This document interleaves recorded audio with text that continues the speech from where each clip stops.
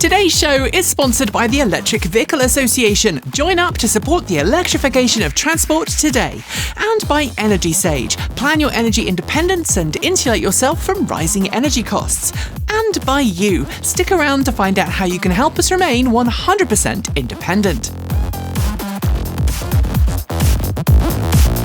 Welcome back to another episode of TEN Transport Evolved News. Thanks for joining me. I hope you are safe, well, and with someone you care about who also cares for you. We start today's show with some pretty horrific news for EV fans in the US, with details of not one, not two, or three EV cancellations, but 6.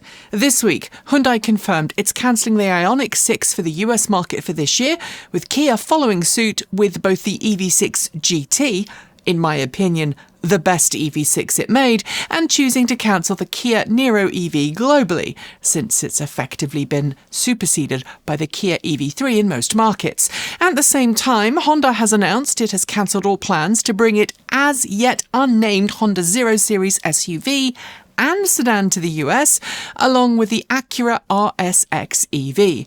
All were due to be made in Ohio later this year. Honda has blamed the current business environment, which I take as code for anti-EV policy in the White House. Also this week, SK On's US subsidiary has laid off nearly 1,000 workers in Atlanta, Georgia, blaming the auto industry's change of plans on EVs, which, as we all know, is being caused by the current US government. Talking of which, the US government officially sued the state of California on Thursday this week, stating its action will protect American families from higher car prices and vehicles they don't want. The court case revolves around a long-standing practice in the state of California, where the state's Air Resources Board has set higher fuel economy requirements to try and reduce smog and associated health risks for Californians. The federal government claims that California's fuel economy standards and ZEV mandate are illegal and undermine, quote, the national market for motor vehicle through unlawful state policies, end quote. There's a bunch of anti-EV sentiment baked into the lawsuit and lots of dismissal of the prior administration. I don't know how successful this lawsuit will be, but you can bet that the state of California will be fighting this one pretty hard. With gas prices in the state now up more than 80 cents a gallon in just a week, thanks to the White House's illegal and unsanctioned war against Iran, it's almost as if the federal government wants Americans to be unable to afford to go anywhere. Are we tired of all of the winning yet? I am. To happier news now, with the official world premiere this week of the Mercedes-Benz VLE, the brand's all-new electric van, and the first time an electric van has been designed by Mercedes-Benz for the luxury market. The best way to describe the VLE is to imagine a secret love child between an E-Class and its predecessor, the EQV. Along with all of the functionality of a large, boxy, people-hauling minivan, you'll find the kind of luxury you'd expect in a higher-end limousine. The first model to be built on Mercedes-Benz new modular van.EA architecture, it has an 800-volt system and 115 kilowatt-hour battery pack. Bidirectional charging comes as standard, and it can even charge at speeds of up to 315 kilowatts at a compatible DC fast charger. Range is expected to be around 700 kilometres, 435 miles on the WLTP test cycle. Mercedes-Benz is marketing this as a multi-purpose vehicle, one that's good for luxury limo airport transfer services and private customers, including families. But anyone who has raised children will likely shy away from that oh-so-expensive and very white interior. And yes, an even more expensive VLS is expected at some point soon, because so many of us apparently have that kind of money sitting behind the couch. I must be a failure though, because I don't. Last week on this show, I told you that Volkswagen Cars had sold its 2 millionth EV since the brand began production of the Volkswagen e-up in 2013. Today, that marks parent company, the Volkswagen Group, celebrated selling its 4 millionth EV. Since it's often conflated, it's worth noting that the Volkswagen Group owns a bunch of different car brands, including Volkswagen Cars, Porsche, Audi, Skoda and Cupra, as well as a fair collection of other vehicular brands, including Lamborghini, Ducati, Moya, Tranton, Car AD, and of course... Bentley.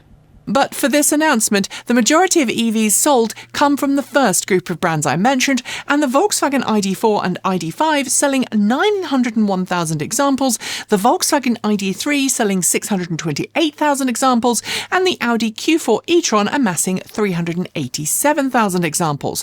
Porsche comes much further down the list, with its Taycan amassing 177,000 sales since it started production. And the ID Buzz, a car that's temporarily on hold on sales in the US, well, it's sold 132,000 thus far. Of course, I've not given you the full 4 million car breakdown here, but it's worth noting that the first million EVs from Volkswagen took around 10 years to amass, while the 4 millionth, it just took 1 year.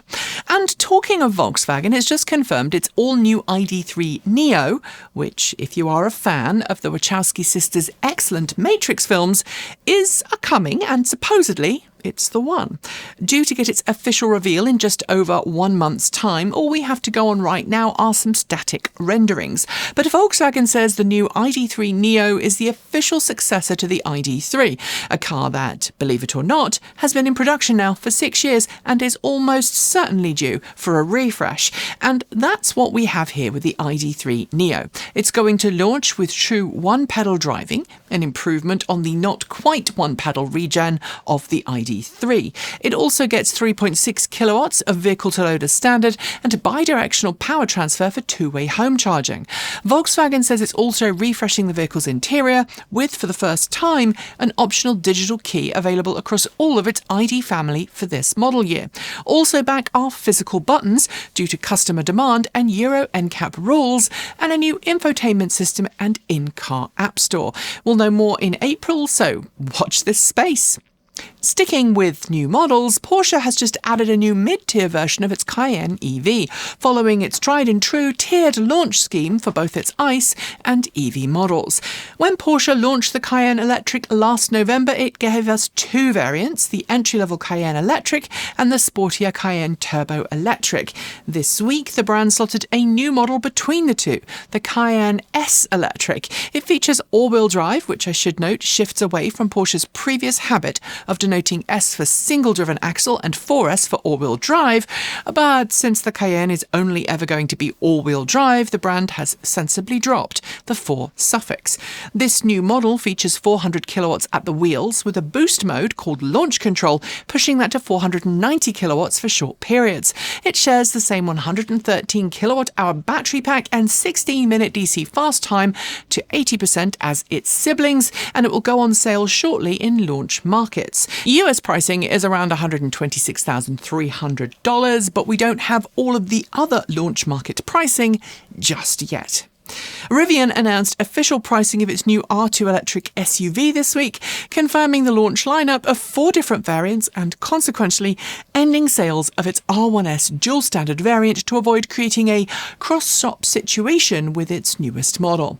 At the entry-level end, the R2 Standard with rear-wheel drive will launch at an impressive $45,000 with more than 275 miles of estimated range and a sub-6-second sprint time, though you will have to likely wait until late 2027 to get one. At the other end of the family is the launch model, the R2 Performance, with dual-motor all-wheel drive, 87.9 kilowatt-hour usable battery capacity, a 3.6-second sprint time, and an EPA estimated 330 miles or 531 kilometers of range. It will cost just shy of $58,000 and go on sale this spring. Those first R2 Performance models will be a limited edition launch version with some extra goodies, but after the launch package is sold out, some of those features, Lifetime Autonomy Plus, Premium Interior and Tow Package, will be available as optional upgrades at the time of ordering. We're still hopeful for some seat time behind the wheel, so let us know if that's something you'd like us to do. Earlier this year, Ford confirmed that it would be introducing a new entry-level variant of its Explorer EV to Europe, the Explorer Standard range with LFP battery pack and some important real-world quality of life improvements. This week, we were given official figures for that model. The new model features a revised electric motor improving power output from 125 kilowatts to 140 kilowatts, inherited from the Volkswagen MEB platform that Ford's European-only EVs are built on. The new 58 kilowatt-hour LFP battery pack, up from 52 kilowatt-hours of NMC cells from its predecessor, increases range by 17% and drops the 0 to 100 km per hour sprint time to 8.7 seconds. The one trade-off, though, is maximum DC fast charging power, which drops from 145 kilowatts from last year to 110 kilowatts this year, which increases charge time by 3 minutes. As for pricing, well, Ford is holding the price of its outgoing variant for the new one. That's €39,900 out the door, despite those improvements, and for the first time, a new 2.3 kilowatt onboard vehicle-to-load capability, courtesy of Ford Pro Power. New data from Kelley Blue Book in the US shows that the average transaction price, or ATP, paid for a new EV during February fell 1.4% year over year to $55,300. ATP tracks the actual price customers pay and is a good indication of which trim levels and incentives customers are opting for. The falling ATP reflects Tesla's slowing popularity. February sales just hit 38,500, its lowest monthly figure since 2021, and shows more affordable EV models are attracting more customers. With a global oil price soaring to well above $100 a barrel, Edmunds also confirmed this week that searches for EVs are hotting up, jumping from 20.7% of all new car searches before the US started bombing Iran to 22.4% during the week of March 2nd. And it's not all bad news for the used market either. An estimated 300,000 EVs are expected to come off lease this year, the highest number ever. 2023 was a strong year for EV sales, and thanks to the way incentives were structured at the time, many buyers chose to lease rather than buy, and that means more used EVs are coming to the market soon. And finally for this segment, new data from the Solar Energy Industries Association, working alongside Wood Mackenzie, shows that last year an impressive 43 gigawatts of additional solar capacity was added to the US grid. This marks the fifth straight year in which solar power has been the most dominant new grid power source, with solar alone accounting for 54% of all new electricity capacity added, and solar and storage combined making up 79%. This is particularly notable given the current White House's anti-renewable policies and stance. More noticeable still, though, is the fact that 2/3 of all grid-scale solar installed last year was commissioned in states that voted for President Trump. Texas, Indiana, Florida, Arizona, Utah, Ohio, and Arkansas all sat in the top 10, with 11 states setting a new solar installation record and 12 states adding more than 1 gigawatts of solar capacity. Did the grid get greener as a result? Well, yes, it did. Renewables hit nearly 26% of total US electricity generation last year, up from 24% the year before. But a lot of that new capacity went straight to data centers and AI facilities rather than end consumers, which somewhat tempers the celebration. But one way you can help change that, if you're in the US, is to talk to channel sponsor EnergySage. EnergySage connects you with local verified solar installers across the US and now heat pump specialists in select markets who know their stuff. Not a homeowner? No problem. You can still green your electricity by joining a community solar program. I personally used EnergySage when we decided to put solar on the roof of our home many years ago, and the verified pros we worked with were knowledgeable and extremely professional. Our local EnergySage verified installers even put us in touch with a credit union that allowed us to buy our solar panels for as low an interest program as possible. Granted, there aren't any federal incentives for solar installations anymore, but there are local funds in many places, and EnergySage can help you through that process, helping you to maximize your investment. Follow the links below to sign up for EnergySage's free no-obligation service and get started today. And disclaimer, if you do choose an EnergySage installer, we will also receive a small referral fee, so you'll be helping the channel too. Help the grid get greener, save money, gain energy independence, and support this channel? It's a win-win, win-win. And now it's time for our recall reminders, and this week we've only one. As usual, full details are on our website.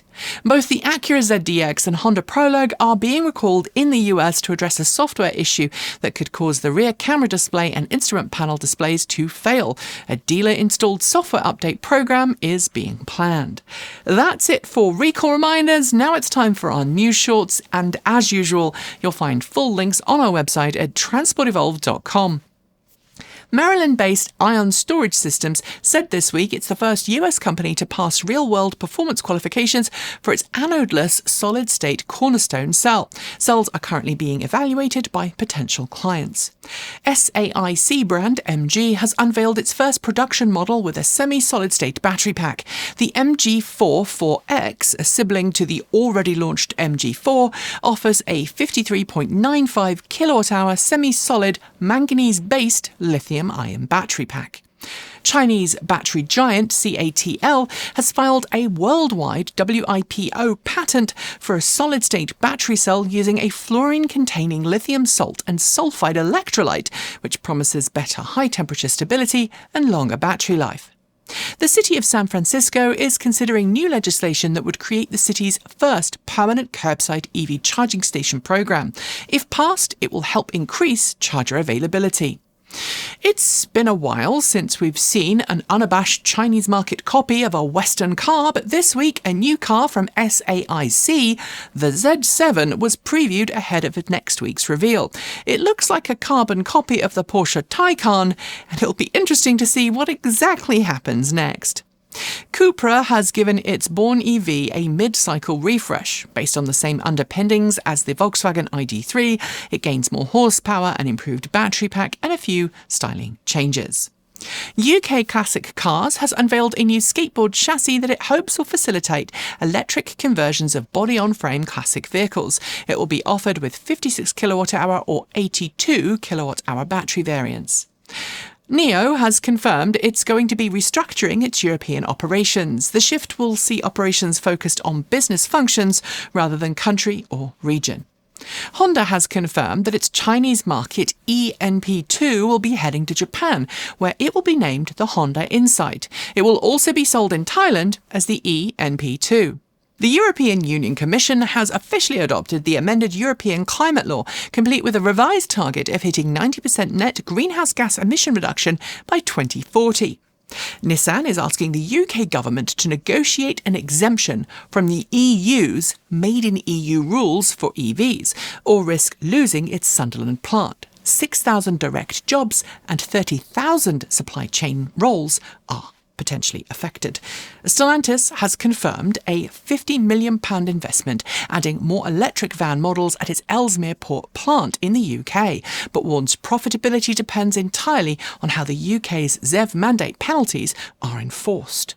Japanese semiconductor firm ROHM has announced it's licensing gallium nitride process technology from TSMC. It wants to build a new production system to help it meet demand for EV and AI server components.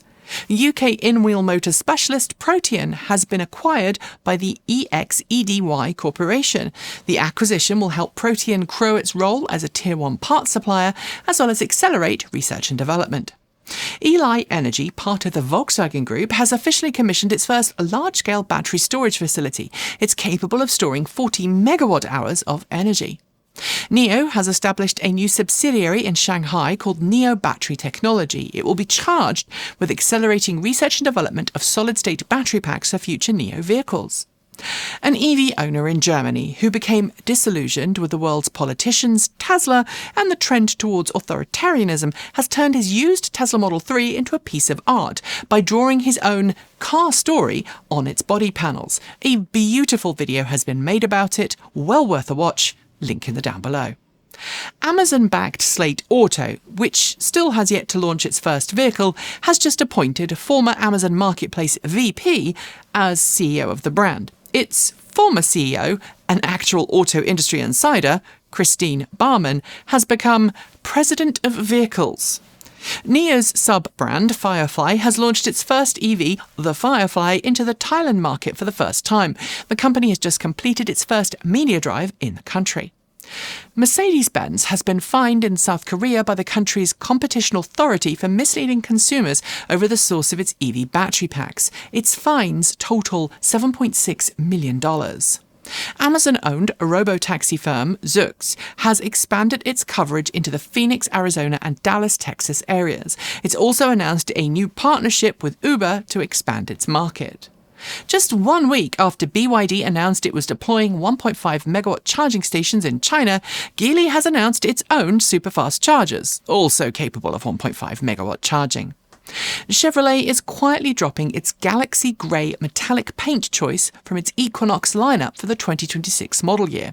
There are still some inventory models with that paint finish available, but no more are being made.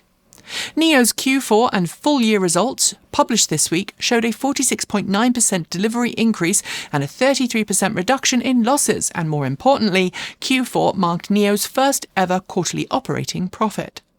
A California couple's Cadillac Lyriq suffered a low-voltage battery failure this week, locking their baby inside for 27 minutes. The father used ChatGPT to find the manual override. GM has replaced the battery but says no recall is needed.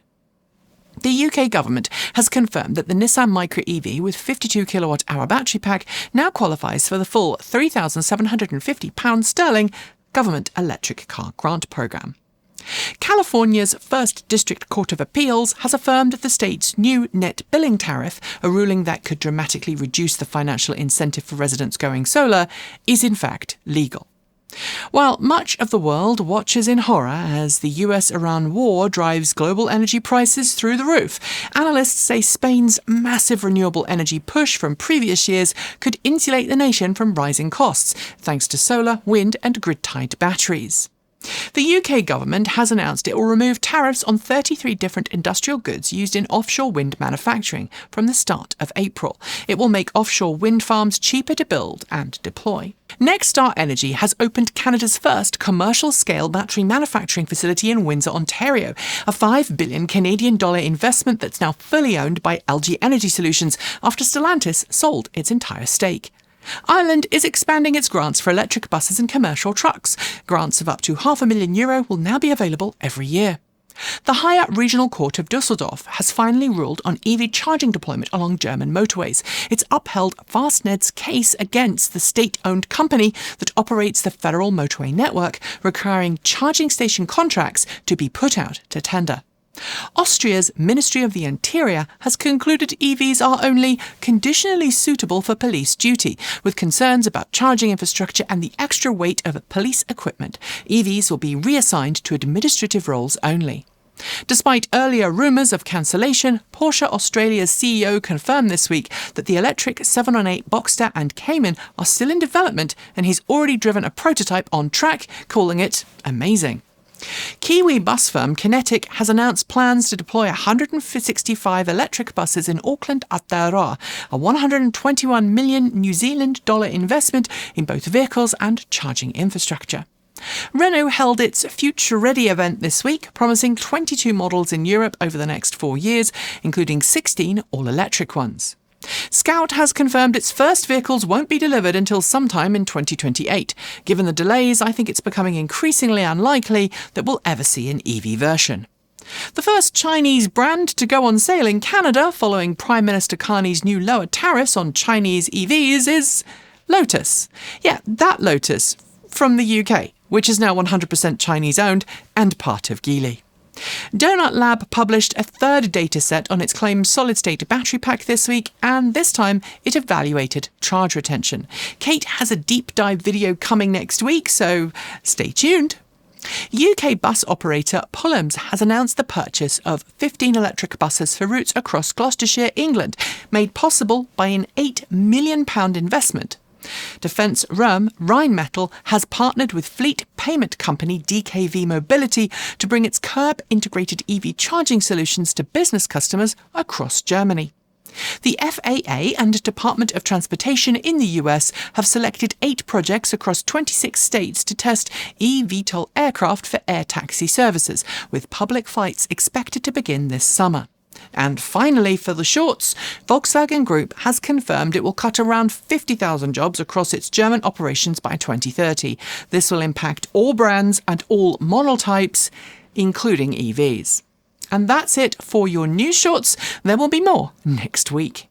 Our final two news stories are next, but first a word from one of our most important sponsors to this channel, you. For more than 15 years, we've brought you news on cleaner, greener, safer, smarter and more equitable transportation and energy. We're not backed by corporations and we don't have massive production budgets. Our small team, 3 full-time and 1 part-time, work hard each week to deliver well-researched and honest content. From the beginning, we've avoided advertorial money and focused on content rather than revenue. For a long time, YouTube ad income helped cover costs, but that's no longer the case. Like many creators, our revenue has dropped sharply as ad dollars are absorbed elsewhere. And I know that we're not the only channel suffering. The cost of services we need to make these videos has soared. The cost of living is soaring, and it's become tougher for us to keep on keeping on. Without a massive cash injection in the next few months, it's just going to be difficult for us to keep on keeping on. So I want you to know that I'm doing everything I can to increase our income, and we're working on snagging some great new sponsors. But without continued core support, we will struggle. I want to remind you that I currently take no salary, and every dime goes back into paying the team and covering our bills, but we can't keep doing that forever. If you are able, and I truly mean only if you are able, please consider supporting us from as little as $1.50 a month or sharing our work, reposting it, and engaging with us on social media. That last bit helps more than you might think. To everyone who already supports us, thank you. You are genuinely the reason that we are still here. And now, let's get to those final 2 stories. Now, there's a very vocal group in our comments section who insist we should all be driving Teslas because apparently their autonomous capabilities are industry leading. This week gave us 2 reasons to raise our eyebrows on that one, and unfortunately we don't have permission to share either videos, but they're not too hard to find. The first one is of a Tesla Model 3 running full self-driving at 23 miles per hour near Los Angeles, and it drove straight through a railroad crossing barrier, the system showing absolutely no sign of detecting it. Now, the barriers are roughly at the same height as the Tesla's front cameras, and the driver did eventually hit the brakes, but like 11 seconds too late. Tesla owners must acknowledge the system isn't fully autonomous when they activate it, and so that is on the car and the driver. It's not okay. Oh, and Tesla is simultaneously operating an unsupervised robotaxi service in Austin using the exact same software that's currently under federal investigation for 80 violations, including 14 crashes and 23 injuries. You just cannot make it up. Meanwhile, a driverless Waymo robotaxi, yes, Waymo is also involved here, got itself stranded on a railroad crossing in Austin, Texas this week as the barriers came down on both sides. Waymo says the car was a safe distance from the track. Perhaps. But it is yet another reminder that fully autonomous vehicles on public roads need far more regulatory oversight than they are currently being given. And finally, back on November 1st last year, I told you about how the only GM EV1, VIN 212, to ever go up for auction had been successfully purchased by EV enthusiast and car collector Billy Caruso, and it was headed for a full restoration to see it back on the road. Now, since then, Billy and his team of excellent helpers, including longtime channel friend Robert Dunn, aka Aging Wheels, and Jared Pink of Questionable Garage, have stripped VIN 212 down while simultaneously keeping fans and well-wishers abreast of the restoration. And this week, a new video from Questionable Garage published an update showing the incredible progress made thanks to careful media blasting. But they also shared footage from a special visit to GM's own heritage facility, where the team got to see EV1 serial number 1 in the metal, pick up some super rare parts from a donor EV1 that GM's design fabrication team disassembled exclusively for this project, and see some of GM's other iconic EV vehicles. GM also shared it's been inspired to restore VIN number 1 itself, meaning that hopefully we'll see not 1 but 2 fully restored EV1s hitting the road this year. Although only 212 will be privately owned, of course. Keep going, Billy. This is why I do what I do. That grin, that progress, yes. Also, can I have a drive at some time, please? And on that note, we are, in fact, done for today. But first, a huge thank you to the Electric Vehicle Association for sponsoring today's show. The EVA has been advocating for electric vehicles since 1967 and remains firmly committed to a cleaner, greener future for everyone. Join the EVA today to learn how to become an EV educator, meet like-minded EV fans, and get help making your own transition to electric, which includes access to a low-interest loan program designed to help finance your next step. You can find out more at myeva.org. And thanks as well go to Energy Sage. Follow the link below to start planning your own energy-independent future today. And of course, thank you. If you are able, please consider supporting us from as little as $1.50 a month on Patreon. Supporting us can also mean sharing our content during our Discord, promoting us on social media, or using our affiliate links, all linked below. And if one-off donations are more of your thing, don't forget we also have a PO Box and Ko-fi. Both are great ways to help keep us going. We publish new videos every Tuesday, Thursday and Saturday here, and every Sunday we drop 2 very informal videos on Transport Evolved Take 2. Now, some important announcements. Frankly, the most important announcements of today's show. You are valid, you are loved, you belong, and you have a purpose. Every week I stand here and I say that you matter, and I truly believe it. But as things here in the US become increasingly authoritarian and we all witness, either from near or far, exactly what's going on, it can be hard to believe that things will ever be safe or normal again. And this week has yet again proven that 2026 can go swivel. And it feels like every time we think it can't get worse, it does. This week, we saw increased pressure on minority communities from an overbearing government. We saw lawmakers and judges use the Bible to justify hateful policy and discrimination. And from a district court siding with banning Medicare adult trans healthcare because, and I'm going to struggle to say this, we should be, quote, encouraged to appreciate, end quote, our sex.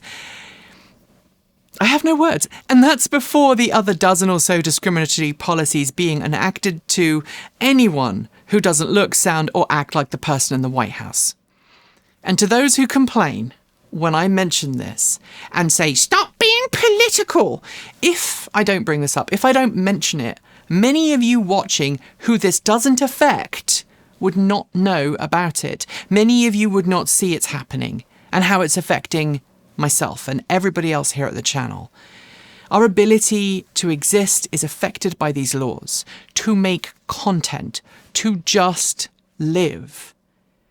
If what is happening in the US and in other places around the world is allowed to continue, TE won't exist. I might not exist. And quite likely, neither will some of your friends, family, neighbours, and co-workers. This level of hate and violence being displayed by people in charge isn't normal, it isn't okay, and those feelings you have of needing to isolate, they are perfectly normal. But we have to be better than they are. We have to keep on keeping on, to protest, to lead by example, to show that all of the things that scapegoats are being accused of are false, and that the things they say are just diversions from the cruelty and greed and unspeakable acts that are being carried out in our name, or perhaps just being carried out. We all have a part to play in helping build a better world, one rooted in decency, community and justice and togetherness. And if you'd like ideas on how to be a better ally, a better community member, and how to make good trouble, check out the live stream that Kate and I did back in January, because in that live stream we talk about ways to stay involved. So you should watch it. You should stay safe. And you should get prepared for whatever comes next. Let your light shine, whoever you are, wherever you are, and whoever you love. Don't let hate or ignorance win. If you made it this far, thank you. You are the proof that hope is still alive. You are proof that we are better than this. Keep evolving.